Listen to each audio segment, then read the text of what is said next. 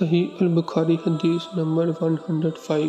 ایک مرتبہ ابو بکر رضی اللہ عنہ نے رسول اللہ صلی اللہ علیہ وسلم کا ذکر کیا کہ آپ صلی اللہ علیہ وسلم نے یوں فرمایا، تمہارا خون اور تمہارے مال۔ محمد کہتے ہیں کہ میرے خیال میں آپ صلی اللہ علیہ وسلم نے وَأَعْرَاضُكُمْ کا لفظ بھی فرمایا، یعنی اور تمہارے ابروہوں تم پر حرام ہے، جس طرح تمہارے آج کے دن کی حرمت تمہارے اس مہینے میں۔ سن لو، یہ خبر حاضر غائب کو پہنچا دے۔ اور محمد راوی حدیث کہتے تھے کہ رسول اللہ صلی اللہ علیہ وسلم نے سچ فرمایا۔